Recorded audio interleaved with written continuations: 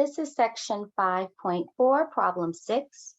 Consider the function g of x equals 15x minus 12 over 3x plus 4. Round answers to 2 decimal places as needed. For part A, we're asked to find the domain of this function. Remember, to find the domain of a rational function, we want to determine the zeros of the denominator, and that tells us the numbers that are not included in the domain. For this function, our denominator is 3x plus 4. If we set this equal to 0, we get 3x is equal to negative 4, and x is equal to negative 4/3. This is the one number that is not in our domain. So the domain for this function would be all real numbers except x equals negative 4/3.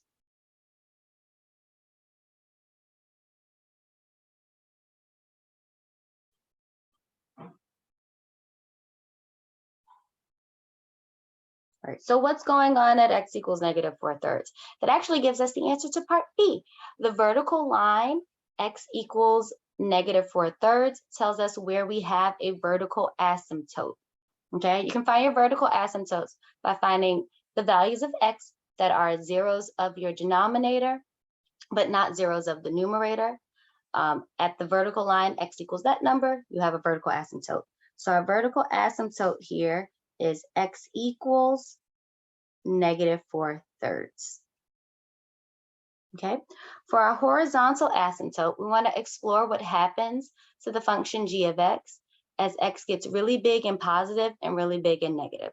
So in order to do this, we're going to look at our graphing calculator and look at the table for this function. So again, we're going to ask ourselves, as x approaches infinity, what does y approach? What's happening to y? And as x approaches negative infinity, what's happening to the y values? All right, so we're going to jump over to our graphing calculators to explore this question. Okay, in our graphing calculators, we're going to go to y equals and type in our function. I already have our function typed in here, 15x minus 12 divided by 3x plus 4. And then we want to go to table set, so press second window. We're going to let the table start at 0. And first, we're going to explore what happens as x gets really big and positive. So what happens as x approaches infinity? So I'm going to delete that negative. We go to our table now, press second, and then graph. In our table, we can just scroll down and we want to examine what's happening here. As the x values get bigger, what's happening to the y values? First, y starts off at negative 3, then 4.9893, 4.9947, 4.9964. The y values are getting bigger, but we can see that they're clearly getting closer and closer to 5. So we would say as x approaches infinity, y is approaching 5.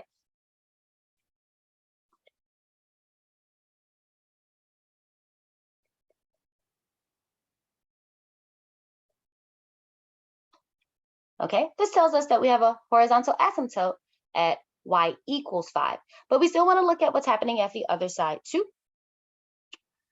So let's go back to table set, and then we're going to start at 0 again, and we're going to look at what happens as x gets more and more negative. So we're going to let delta table equal negative 1,000. Right, and then again, go back to our table, scroll down our table as x gets more and more negative. What's happening to the y values?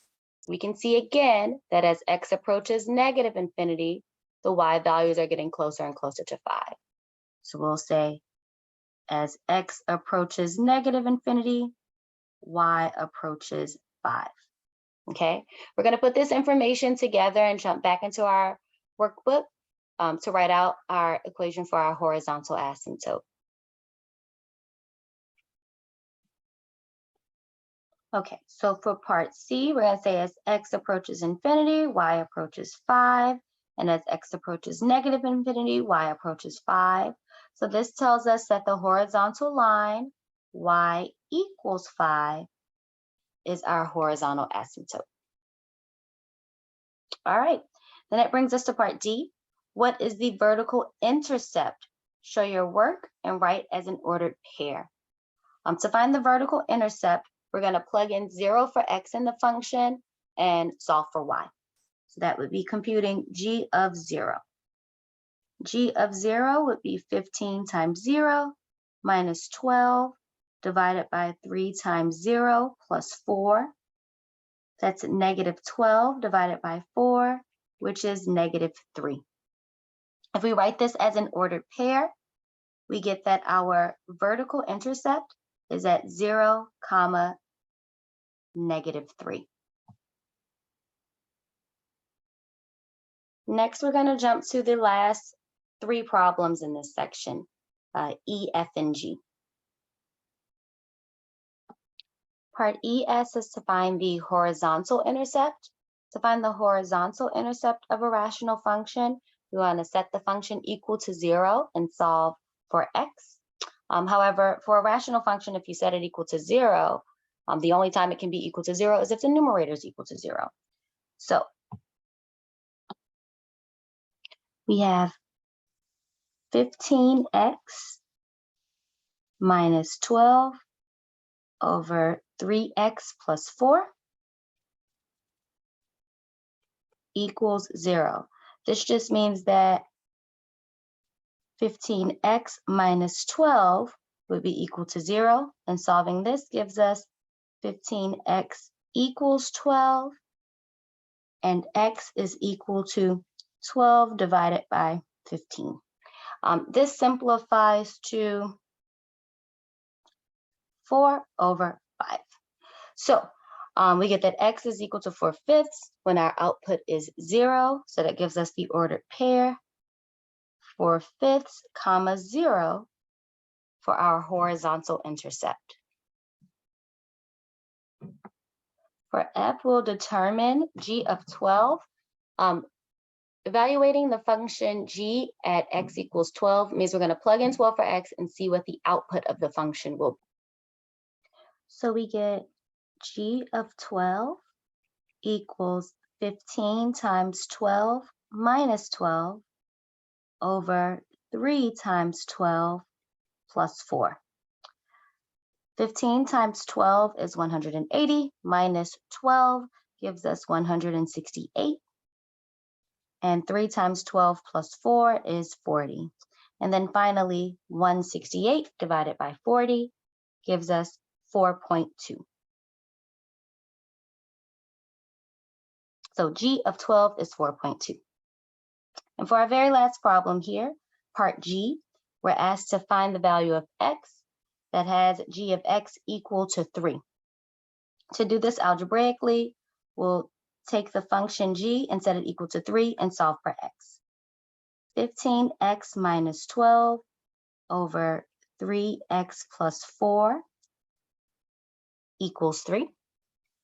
And then if we cross multiply, we get 15x minus 12 equals 3 times 3x plus 4.